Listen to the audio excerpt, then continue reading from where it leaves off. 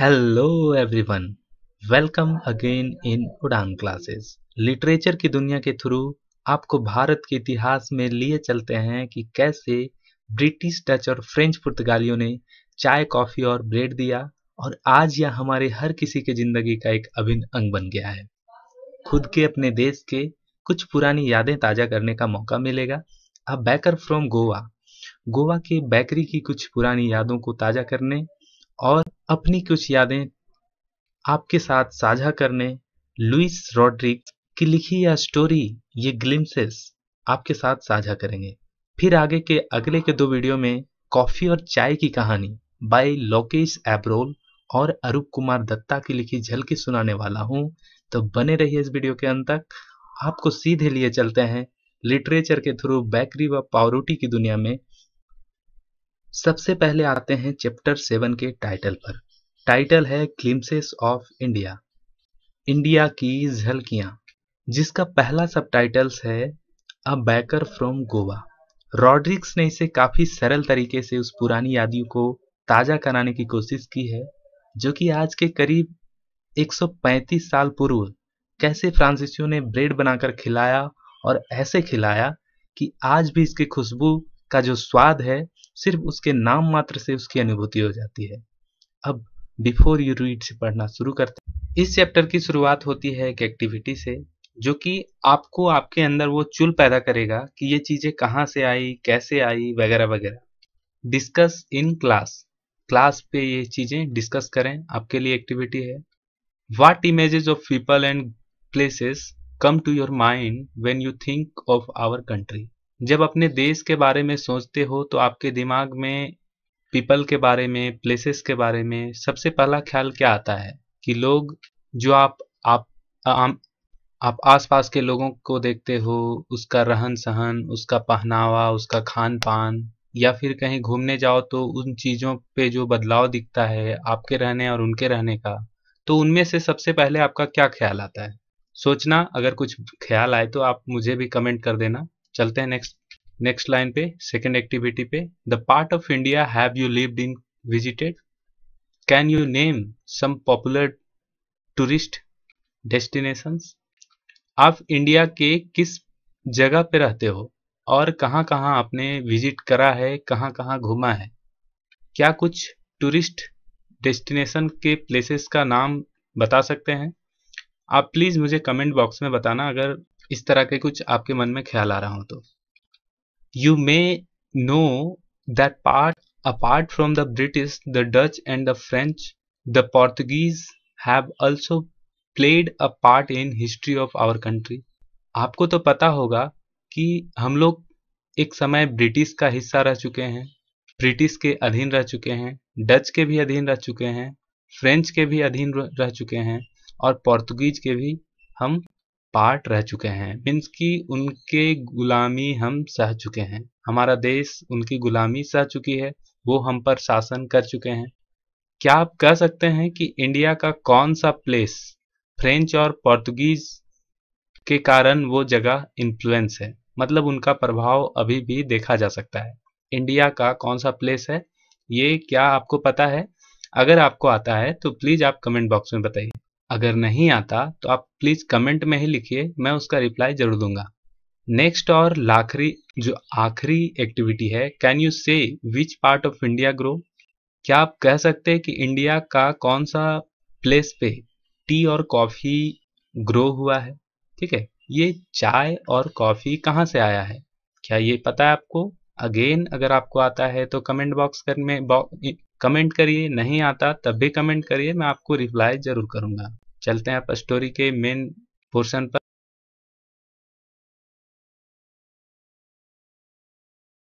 A baker from Goa. Baker बोला जाता है जो लोग पावरोटी बनाते हैं, ठीक है। पावरोटी बनाने वाले को कहा जाता है बेकर, और जहाँ पे पावरोटी मिलता है, जहाँ पे पावरोटियाँ बनती हैं, बेकरी कहलाता है। आपको ऑलरेडी पता होगा।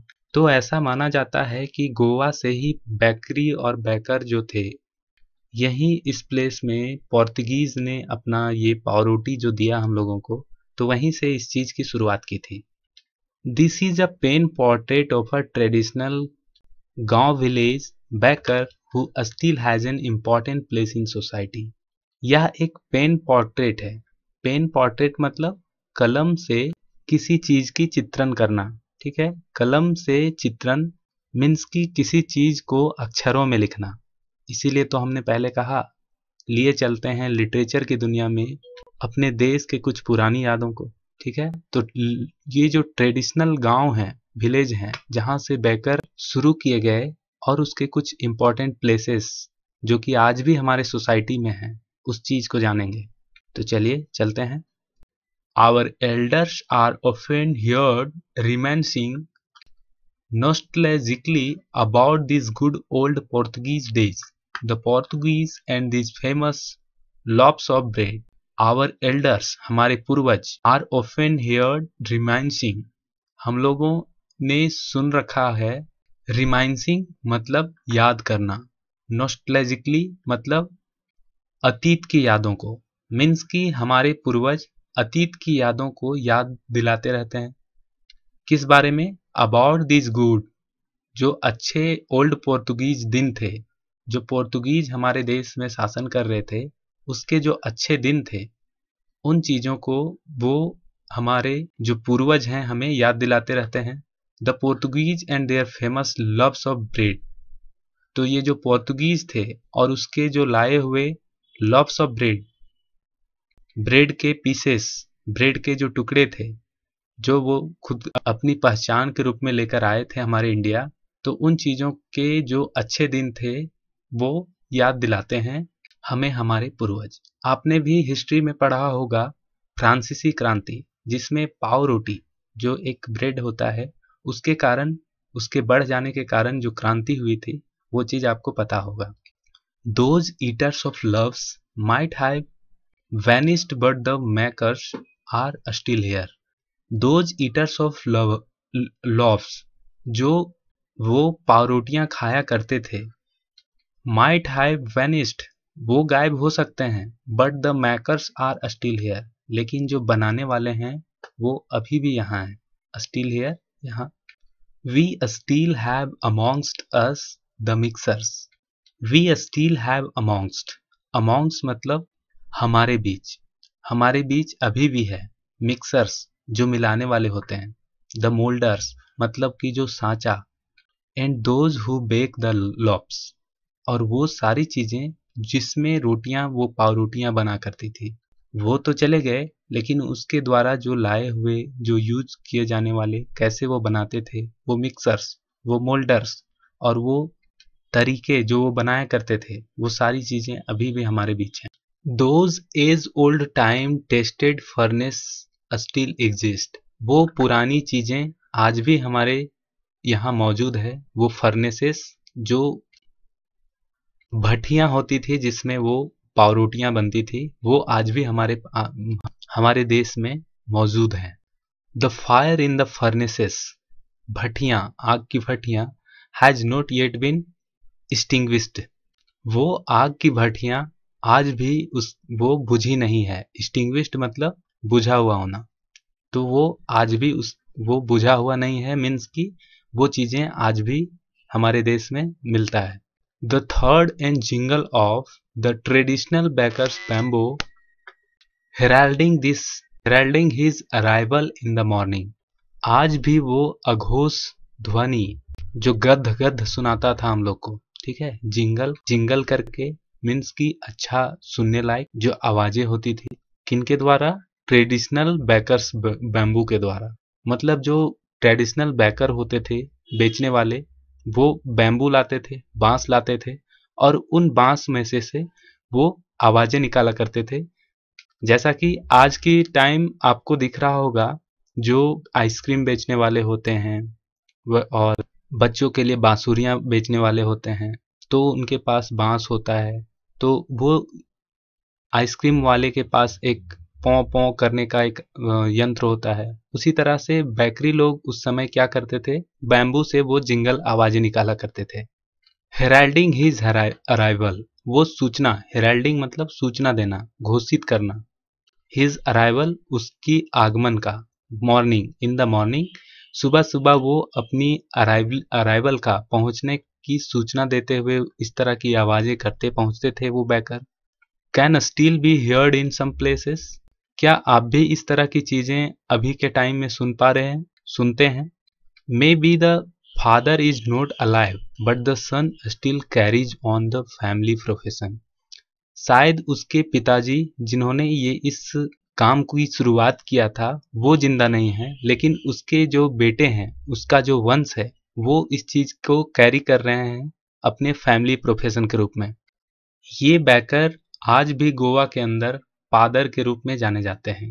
ये पैडर, ठीक है, पादर पैडर जो भी पढ़िए आप। During our childhood in Goa the baker use to be our friend, companion and guide. बचपन के दौरान ये जो बैकर थे वो यूज किया करते थे हम लोगों के बीच फ्रेंड, कंपेनियन, साथी और गाइड, मार्गदर्शक के रूप में। मीन्स कि हम लोगों से इतना लगाव था कि वो हमें फ्रेंड्स, साथी, इस तरह की चीजें, शब्द यूज करके हमारे सामने रहा करते थे, बोला करते थे, और वो अपनी बेकरी का बिजनेस किया करते थे। He used to come at least twice a day. वो हर दिन कम से कम 2 बार आया करते थे। Once when she set out in the morning on the selling ट्राउन। उनका एक बार का समय होता था सुबह का, जब वो अपनी फेरी करके बेचकर चले जाते थे। एंड देन अगेन, यहाँ पे राउंड का मतलब गोल नहीं, यहाँ पे फेरी है। एंड देन अगेन, उसके बाद when the return after emptying his huge basket. उसके बाद वो फिर रिटर्न होते थे जब उसकी बास्केट खत्म हो जाती थी। मीन्स कि वो दोबारा लेकर आ जाते थे। द जिंगलिंग थर्ड of this bamboo woke us up from sleep and we ran to meet and greet him. वो जिंगलिंग की आवाज जो बैम्बू के द्वारा किया जाता था, बैकर के द्वारा, उसकी आवाज से हमारी नींद टूट जाती थी और हम दौड़े चले आते थे मिलने उससे, ग्रीट करके, बिल्कुल स्नेह पूर्वक।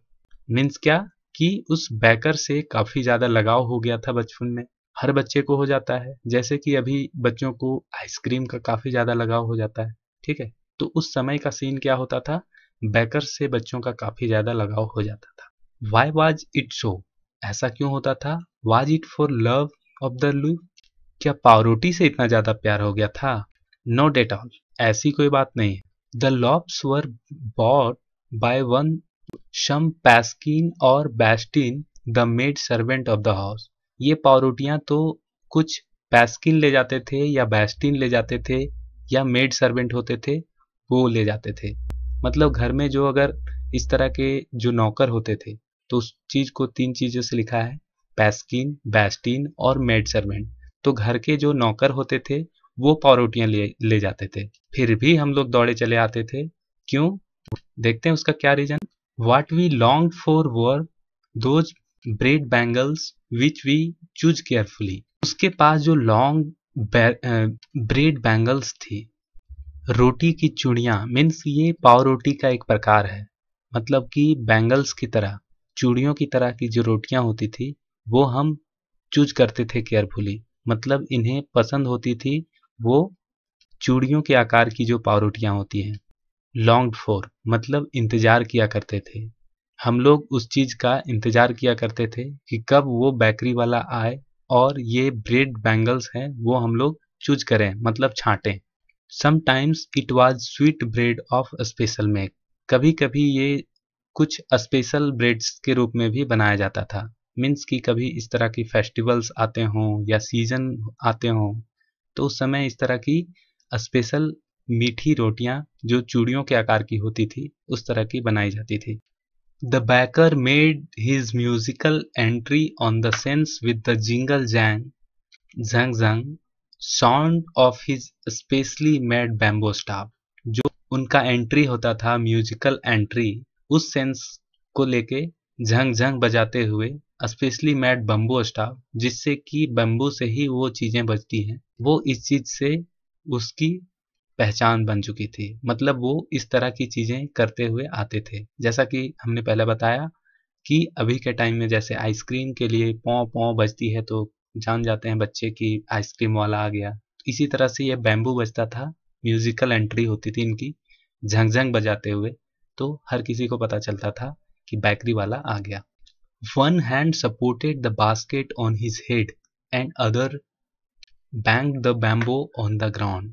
एक उसका जो बास्केट होता था सर के सहारे होता था और दूसरा जो बैम्बो होता था वो जो बांस की लकड़ी होती थी वो ग्राउंड पे लगा दिया जाता था और उसमें वो बास्केट रख दिया जाता था। जैसे कि अभी का सिचुएशन में बांसुरी वाले के पास एक बांस का होता है, उसमें बांसुरियां लगी होती है, तो उसी तरह से उस टाइम भी बैकर्स उस तरह की बांस की लकड़ी बैम्बू को लेके आता था, तो उसे उसके सहारे वो अपने बास्केट को रखा करता था। He would great the lady of the house with good morning. वो मिला करता था घर की जो लेडी होती थी, ग्रीट मिलना, लेडी ऑफ द हाउस घर की महिलाओं से गुड मॉर्निंग कह के, and then place his basket on the vertical bamboo, और वहीं जाके वो वर्टिकल बैम्बू को रख दिया करता था। We kids would be pushed aside with a mild rebuke and the leaves would be delivered to the servant. We kids, हम लोग बच्चे, would be pushed, धकेल दिए जाते थे, aside, थोड़ा किनारे करके, with a mild rebuke, प्यार से डांटते हुए, and the loaves would be delivered to the servant, और नौकरों को वो जो पावरोटियां होती थी वो देते हुए। मीन्स कि जब वो अपनी टोकरी रख रहे होते थे तो उन्हें साइड कर देते थे बच्चों को कि चलो चलो साइड हो जाओ, और बड़े प्यार से वो डांट कर हमें अलग किया करते थे, धकेल दिया करते थे। But we would not give up, लेकिन हम लोग कहाँ रुकने वाले थे, हम लोग थोड़ी इधर उधर होते थे, हम लोग वहीं डटे रहते थे, देखा करते थे वो गोल गोल पावरोटियां। ठीक है। We would climb a bench or the parapet and peep into the basket somehow. हम लोग चढ़ जाया करते थे बेंच के ऊपर और पैरापेट के ऊपर, मीन्स की रेलिंग्स के ऊपर, और पीप इनटू द बास्केट, और जैसे तैसे देखा करते थे। समहाउ मीन्स जैसे तैसे, पीप मतलब झांकना, इनटू द बास्केट मतलब बास्केट के अंदर। वो आते थे तो हम लोग जैसे तैसे बेंच और रेलिंग्स पर चढ़ जाते थे और जैसे तैसे उस चीज के अंदर, उस बास्केट के अंदर देखा करते थे, झांका करते थे। I can still recall the typical fragrance of those loaves. मैं आज भी उस सुगंध को, फ्रैग्रेंस सुगंध को, of those loaves मतलब वो ब्रेड्स की जो महक थी, उस चीज को मैं अभी भी याद कर सकता हूँ, रिकॉल कर सकता हूँ। शायद इतनी प्यारी महक होगी तभी तो आज वो रिकॉल कर पा रहे हैं राइटर। चलते हैं आगे। Loaves for the elders and the bangles of for the 13।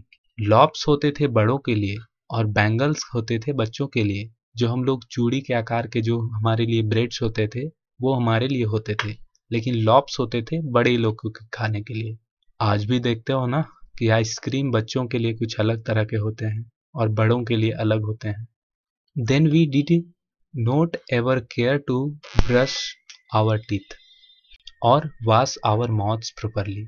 जब इस तरह की चीजें होती थी, हम लोगों को दिख जाता था, तो हम लोग अच्छे से ब्रश नहीं करते थे, अपने दांतों की सफाई अच्छे से नहीं करते थे, अपने मुंह को अच्छे से साफ नहीं करते थे। एंड वाई शुड वी, क्यों ऐसा क्या करते थे?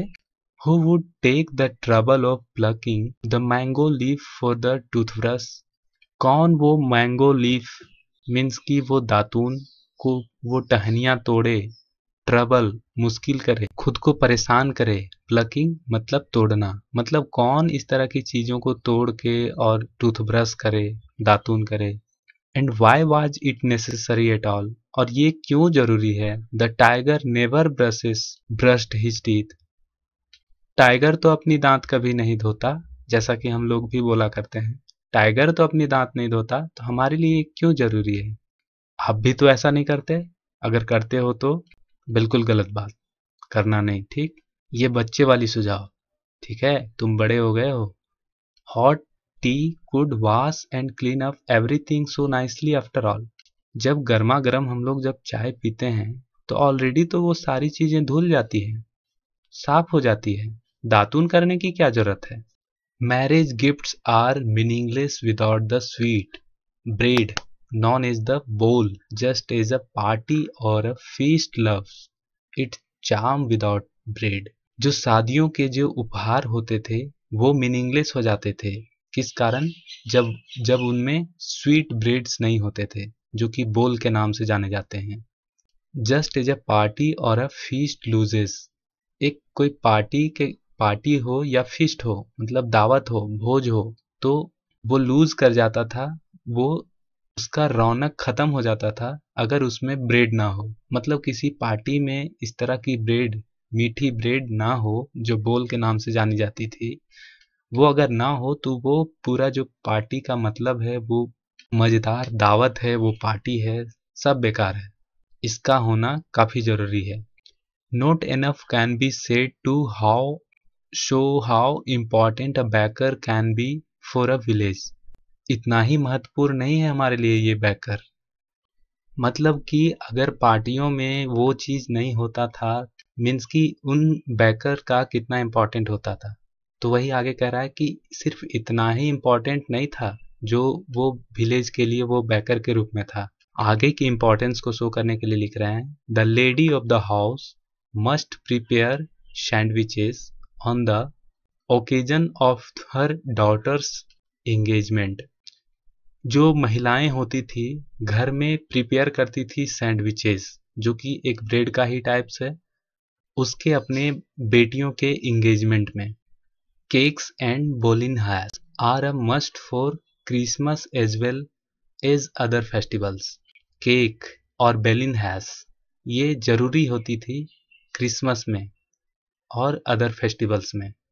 इस तरह की जो चीजें थी, जैसे कि आज के समय फेस्टिवल्स में अलग अलग तरह की मिठाइयाँ बनती हैं, इसी तरह से उस समय के सिचुएशन में ये पाव रोटियां बना करते थे, केक्स बना करते थे। इस चीज को रिलेट करके आप समझ सकते हैं। Thus the presence of the baker's furnace in the village is absolutely essential। और इस कारण से बैकर के जो फर्नेस होते थे, भट्टियां होते थे आग के, वो गांव में बहुत ही इसेंशियल चीज होती थी, बहुत ही जरूरी चीज होती थी। क्योंकि अगर ये भट्टियां ना हो तो ब्रेड ना हो, और ब्रेड ना हो तो फेस्टिवल्स का मजा ना हो, भोज पार्टी में मजा ना हो, सब बेकार है। मतलब इसकी इंपॉर्टेंस को शो करना चाह रहे हैं writer. The baker or bread seller of those days had a peculiar dress known as kabai। जो बैकर होते थे, जो ब्रेड सेलर होते थे, उन दिनों वो एक पर्टिकुलर ड्रेस पहनते थे, उस ड्रेस का नाम होता था कबाई। It was a single piece, ये सिंगल पीस होता था, मतलब एक ही कपड़े में होता था। जिस प्रकार हम टी शर्ट अलग पहनते हैं, पैंट अलग पहनते हैं, इस तरह की नहीं, वो सिंगल पीस होता था।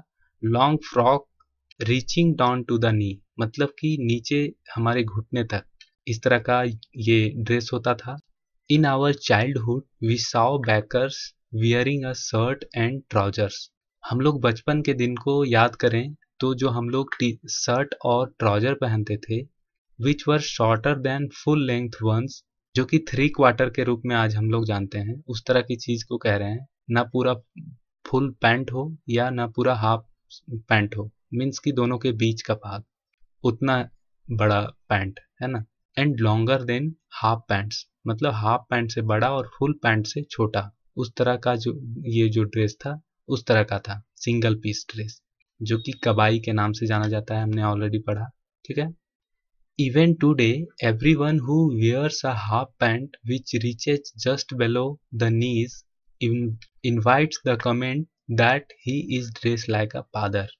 Even today, आज के समय भी, anyone, हर कोई, कोई भी, who wears, अगर कोई पहनता हो हाफ पैंट, इस तरह के जो पैंट की बात की गई, उस तरह के पैंट अगर कोई पहनता हो जो कि बेलो द नी हो उस पैंट का, तो इनवाइट किया जाता है, बुलाया जाता है ये कमेंट करके कि ड्रेस्ड लाइक अ फादर, मतलब ये फादर के ड्रेस की तरह पहना है। मीन्स कि अगर कोई इस तरह का बोले, फादर वेलकम फादर, इधर आ जाओ फादर, ठीक है।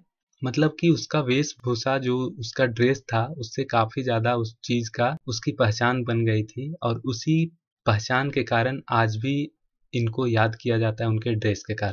The baker usually collected his bills at the end of month। ये जो बैकर थे, वो जो पावरोटियां बेचा करते थे, वो अपना बिल मंथ के लास्ट में लिया करते थे। मीन्स कि हर घर के पास वो उधारी होता था, उन ब्रेड्स का। Monthly accounts use to be recorded on some wall in pencil. वो मंथली रिकॉर्ड्स किस तरह से किया करते थे? पेंसिल से वॉल पे लिख दिया करते थे।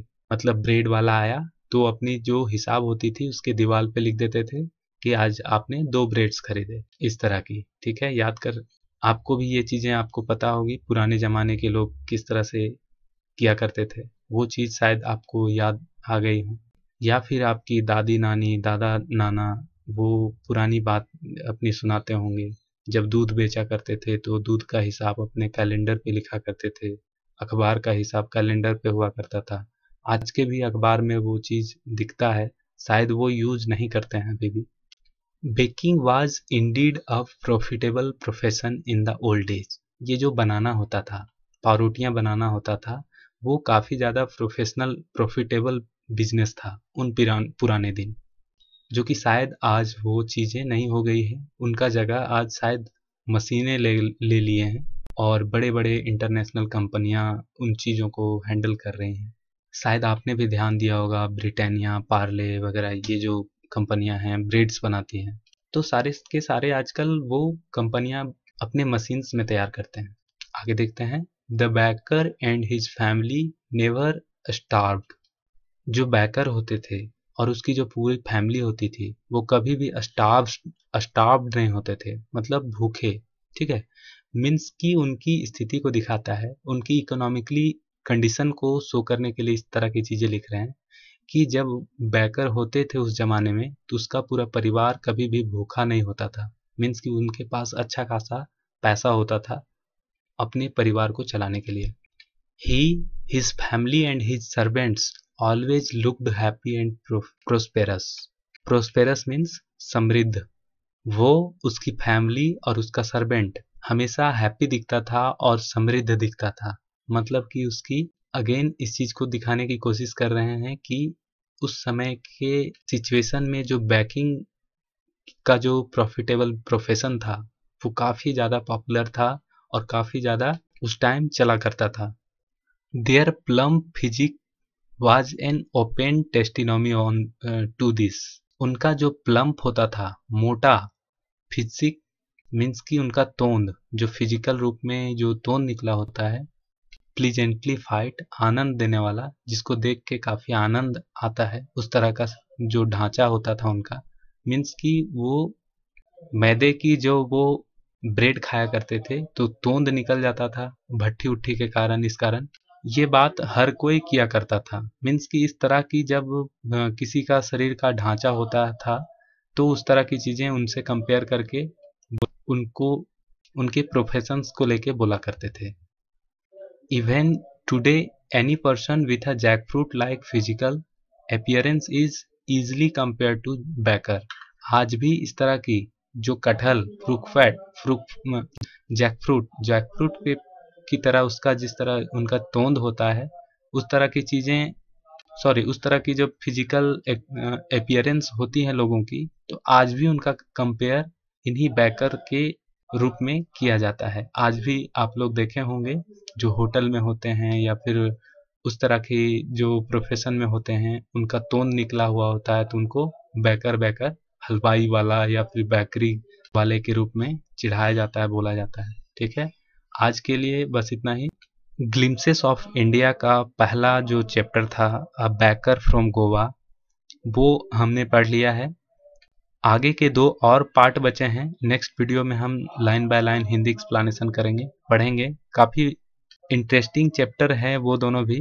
बहुत कुछ आपको सीखने को मिलेगा, लिटरेचर को समझने का स्किल डेवलप होगा। तो इसीलिए आप लाइन बाय लाइन खुद से भी पढ़िए और चीज़ों को समझने की कोशिश करिए कि उन लाइन्स में जो छिपे इमोशंस होते हैं उनको आप कैसे फील कर सकते हैं। तो इस वीडियो में बस इतना ही। मिलते हैं अगले वीडियो में। बताइएगा ज़रूर कमेंट में कि आपको ये वीडियो हमारा कैसा लगा। तब तक के लिए बने रहिए, हमारे चैनल से सब्सक्राइब करिए, लोगों के साथ शेयर करिए। अगर दिल से पसंद आए तो लाइक ज़रूर करना। जय हिंद दोस्तों।